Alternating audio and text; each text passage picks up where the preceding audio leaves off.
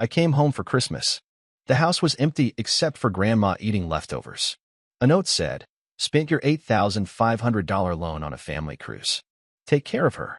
Grandma said, "We'll fix this." I just nodded. For days later, they were begging for it. I didn't knock. It was my parents' house, the one I'd practically paid for. And I was supposed to be home for Christmas, like I promised. Like I always did. But when I pushed open the front door, the warmth and cheer I expected didn't exist. The tree was lit, sure. The cheap plastic star blinked like it was trying to apologize. But the silence was heavy. No voices. No wrapping paper. No cinnamon or burnt cookies. Just the faint clinking of a fork against a plate. "Hello," I called out, cautiously stepping in. "In here, sweetheart," came a voice from the kitchen. Soft. Tired. I turned the corner, and there she was. Grandma. Sitting alone at the table in her knitted purple sweater, a plate of cold stuffing and half-eaten ham in front of her. I blinked. "Where's everyone?" She didn't answer at first. Just gave me a sad, toothless smile and slid a folded note across the table. Her hands trembled. I picked it up. It wasn't even an envelope. Just a torn sheet of notebook paper, my name scrawled in black pen. "Spent your $8,500 loan on a family cruise. Sorry. Take care of Grandma while we're gone. Love, Mom." I stared. I didn't speak. My brain stopped processing words around loan and cruise. That money was for my dental surgery. I'd saved for over a year. Grandma watched me like a soldier watches a minefield. Carefully. Silently. I guess they didn't think you'd mind," she said softly, folding a napkin. "They left yesterday." I sat down, hard. The seat felt colder than the room. No warning. No phone call. "Just took the money and left you here," I whispered. She gave a dry laugh. "Oh, honey. You know they only call when they want something." I nodded slowly. My hands clenched under the table. This wasn't new. It was just louder. Grandma took a small sip of orange juice, looked me dead in the eyes, and said, "We'll fix this." I said nothing. But inside, something broke. And something else, something much colder, started to grow. Grandma went to bed early that night. Said she was tired. Said her hips couldn't take much more waiting. She kissed me on the cheek, patted my arm, and whispered, "You always were the only one who stayed kind." And then she shuffled away with that little limp she got after falling down the stairs 2 winters ago, the one no one else ever took her to rehab for. I sat alone in that house for hours. No TV. No lights. Just that note. That note. The loan. My money. The money I worked night shifts for. Weekends. Holidays. Driving Uber. Freelancing. Skipping meals. Skipping sleep. $8,500. Gone. On a cruise. I opened the family group chat. Silence. Not even a Merry Christmas. I scrolled up. The last message from my mom was from November. "Don't forget to transfer the loan to Dad's account. We need to book before the prices jump." Loan. They never called it a gift, because they knew it wasn't. I remembered my mom's voice when she pitched the idea.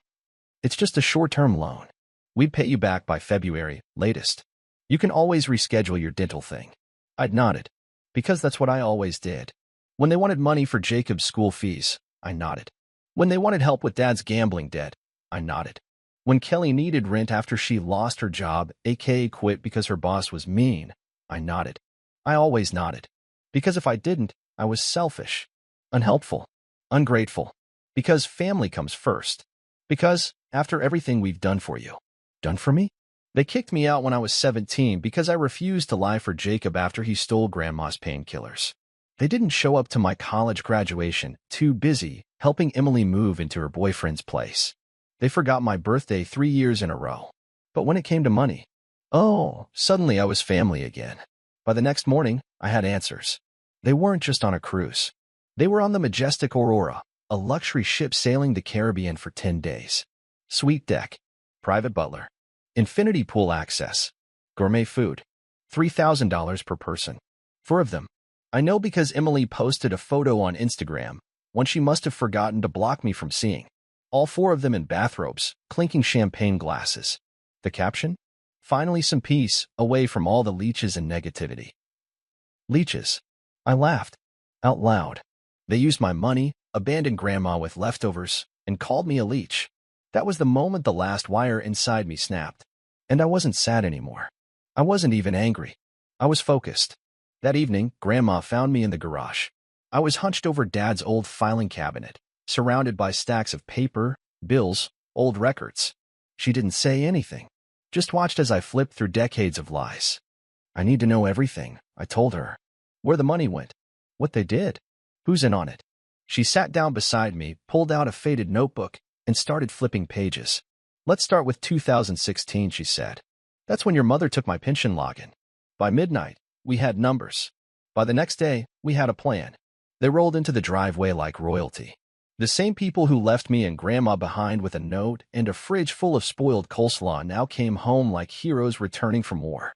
Their laughter spilled into the house before the door even opened. Emily came in first, dragging a designer suitcase, hair braided with ribbons, nails freshly done. Ugh, I am so glad to be back.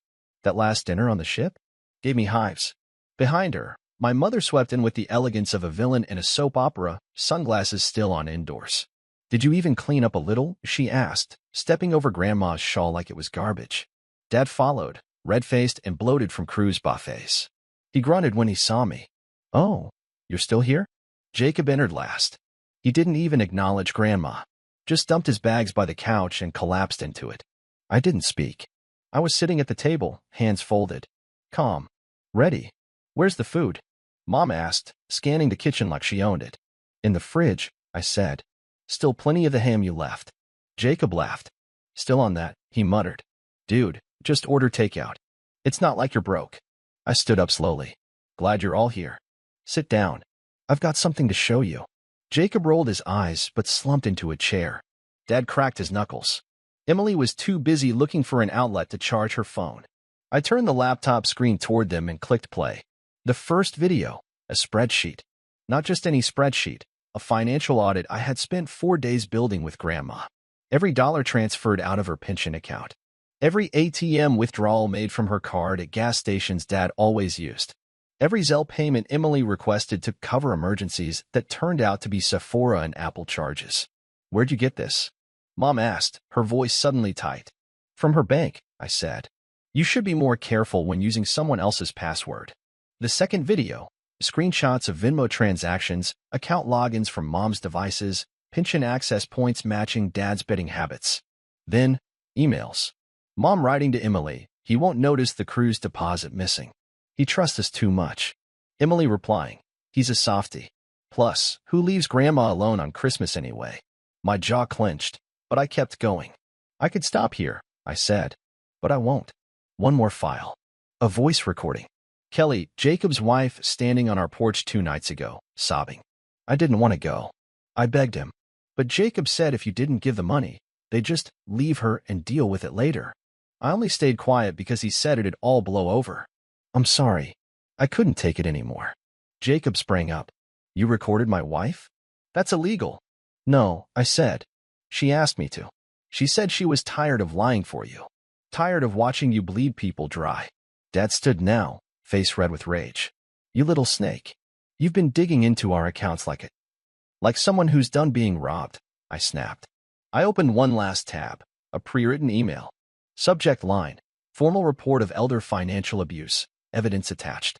2. Social Security Fraud Division, Grandma's attorney, the county ombudsman, and 2 local news outlets.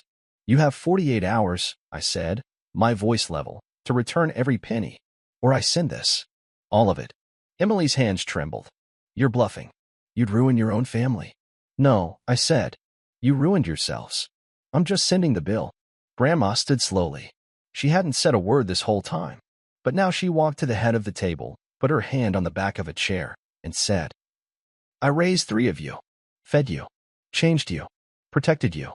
And when I couldn't walk, you left me with frozen beans and moldy pie while you sipped champagne on stolen money. You're lucky it's him coming after you. Because if it were me alone.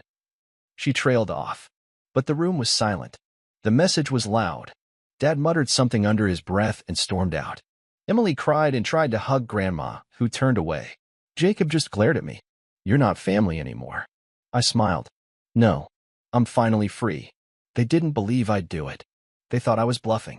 Even after I dropped that email in front of them, even after Grandma stared them down with eyes full of quiet, ancient rage, they still thought they could outweight me, manipulate me, wear me down. But that version of me? The quiet one? The one who nodded and paid and said thank you for crumbs? He died when they spent $8,500 of my savings on piña coladas and a cruise buffet. The first 24 hours were silent. Not a single message. No apologies.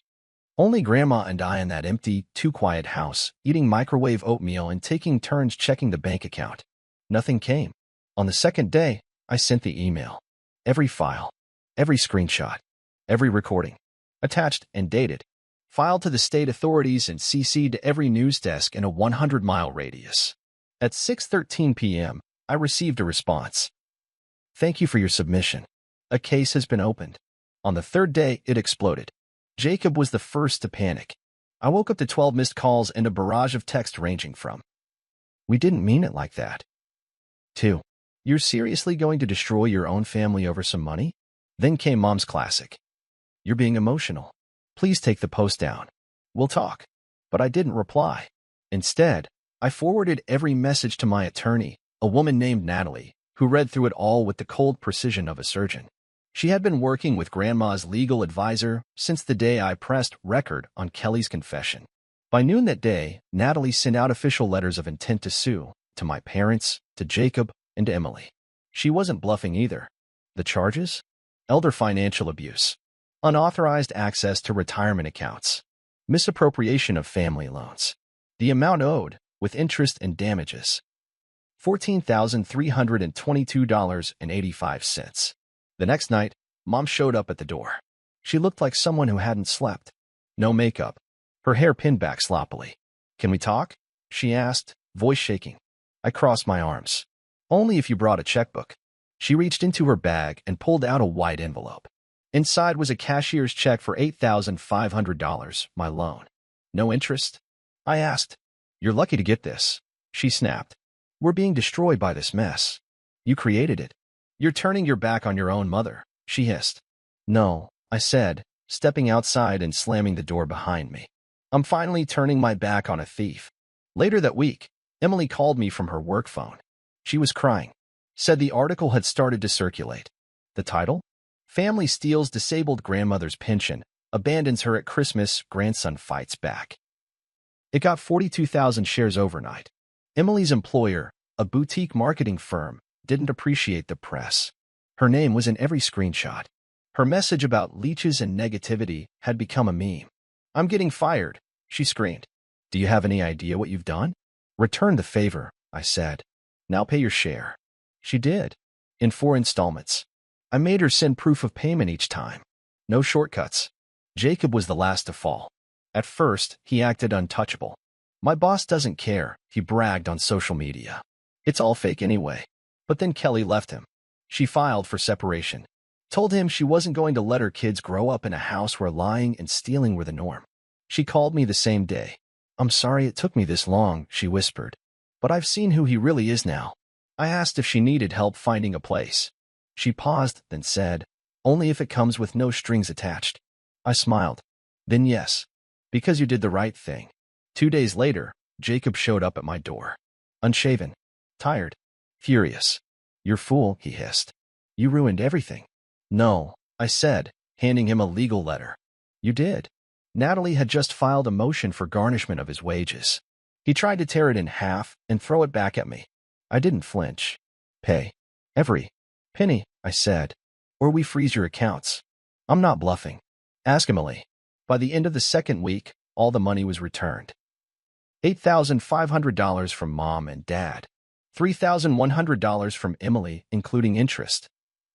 $2,700 from Jacob, after a loan from his own boss, humiliatingly. Total, $14,300 and change. I used $3,000 to finally get my dental surgery. Another $2,000 to buy Grandma a proper lift chair and a home nurse.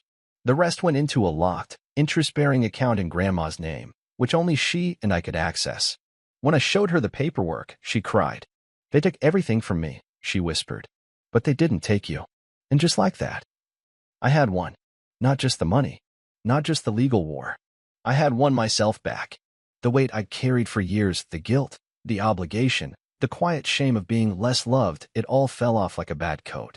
And I stood up straighter than I had in years. They stopped calling. And you know what? It felt like silence for the first time had a pulse. Not the panicked silence of guilt, not the heavy silence of shame, but a clean, surgical silence, the kind that comes after you finally cut out something infected. The money was back. The house was quiet. Grandma was finally sleeping through the night again, not waking up every hour afraid someone was breaking in to steal the rest of her dignity. And me? I was becoming someone they couldn't control. In the weeks after the blowout, I didn't just collect money. I collected my life. I quit the job that drained me, took a remote contract that paid better and gave me back my hours. I took Grandma out to her favorite place, a dusty old diner with checkerboard floors and the worst coffee in the state. She laughed more in 1 hour than I'd seen in 5 years. I miss this, she said, dipping her fries into her milkshake. You mean your arteries miss this? I teased. She shrugged. I'd rather die laughing with you than choking on cruise shrimp with those snakes. Fair. But even peace has its ghosts. They didn't call, but they talked.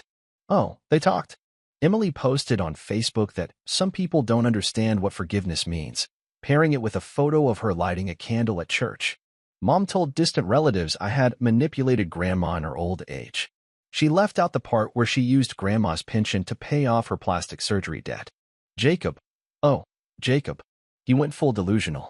Posted a reel about toxic siblings with audio from Succession, acting like he was the betrayed heir to some broken empire.